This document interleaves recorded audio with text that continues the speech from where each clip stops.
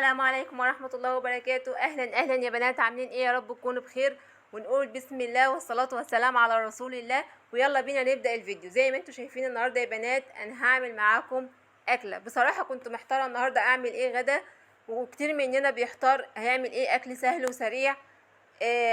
إجا في دماغي إن أنا أعمل ورقة لحمة. زي ما انتوا شايفين كده ابتديت أقطع الخضار. ورقة اللحمة يا بنات أكلة جميلة فيها خضار كتير متنوع، سهلة وسريعة ما بتاخدش وقت.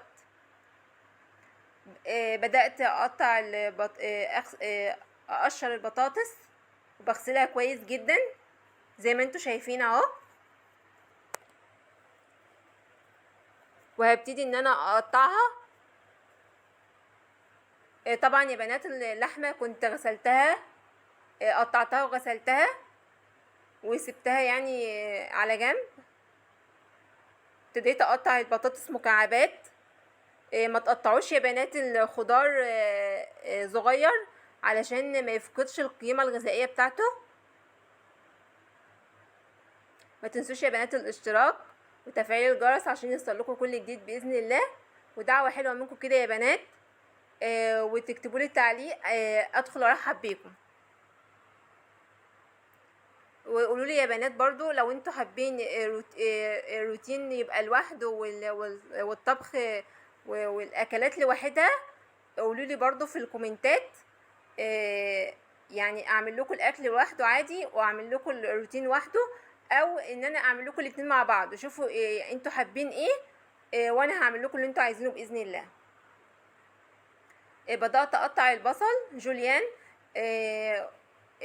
انا بنات هي ورقه اللحمه محتاجه بصل كتير، بس انا علشان الاولاد عندي ما بيحبوش البصل في الاكل فانا عملت بصلتين بس. انت حابه تعملي زياده اعملي براحتك. انا قطعت الجزر برضو مكعبات. حطي الخضار اللي انت تحبيه. عايزه تحطي بسله حطي، عايزه تحطي كوسه، عايزه تحطي فاصوليا خضراء، حطي الخضار اللي انت تحبيه. هتبقى اكله يعني متنوعه فيها خضار كتير، هتفيدك وتفيد اولادك طبعا. الاطفال اللي ما بيحبوش ياكلوا الخضار كده في الاكله دي مش هيحسوا بطعمه يعني، وهيكونوا برضو استفادوا منه. بدأت برضو اقطع الفلفل مكعبات برضو زي ما انتوا شايفين اهو. طبعا يا بنات ايدينا اول باول في اي حاجه. زي ما انتوا شايفين الحوض اهو مفيش عليه اي حاجه، يعني اي حاجه تطلع نغسلها على طول.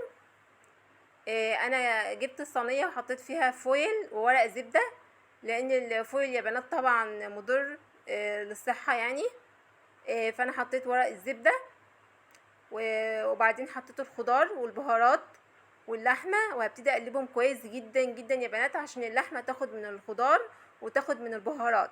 انا بحط بهارات ملح ملح وفلفل وكمون وكزبره وبابريكا وشطه وبهارات لحمه. طبعا انت اللي تحبي تحطيه حطيه، برضو ده يرجعلك. البهارات دي انتوا بذوقك يعني. قلبتها كويس جدا. بتحطي كوبايه ميه عليها غطيها كويس يا بنات عشان ما تلزقش في الفويل او الفويل يوصل لها يعني. وبرضو هرجع برضو تاني احط فويل اغطيها اكتر عشان ما يخرجش منها يعني بخار، تستوى كويس.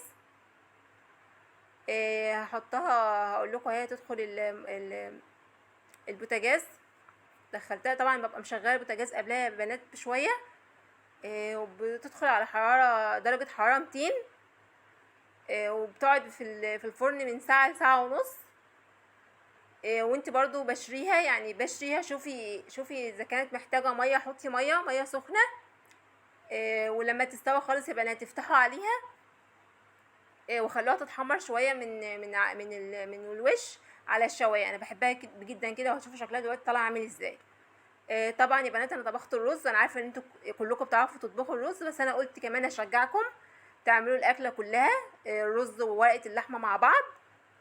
حمرت الشعريه وهبتدي ان انا اشوح الرز شويه مع الشعريه علشان الرزايه تتغلف كويس بالزيت، علشان يا بنات الرز ما يعجنش. دي خطوه مهمه جدا في الرز ان الرز ما يعجنش. البنات اللي لسه ما بتعرفش تطبخ الرز والرز بيطلع معاها معجن، دي طريقه برضو، دي حاجه برضو تعرفك ان الرز ما يطلعش معاكي معجن، ان انت تقلبيه وتشوحيه كويس في الزيت.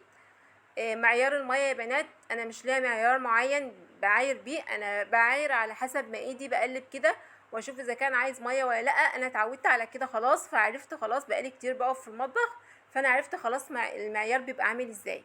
وهقول برضو للبنات اللي لسه ما بتعرفش برضو تعاير الرز، انت بتوقفي المعلقه كده، لو وقفت معاكي وما عدتش وما راحتش وما جتش وما وقعتش يبقى كده الرز تمام. طبعا لحد يا بنات بتنزلي المعلقه كده لحد تحت بدايه ايد المعلقه، بيبقى هي دي المعيار المظبوط. وطبعا زي ما انتوا شايفين اللحمه طالعه عامله ازاي، ورقه اللحمه رهيبه، انا كنت عايزه اكلها وانا واقفه من حلاوه طعمها يا بنات، طعمها رهيب، طعمها كان جميل جدا. وانتوا شايفين شكلها ولونها عامل ازاي. بوريكم الرز مفلفل ازاي. والسلام عليكم ورحمه الله وبركاته. باي.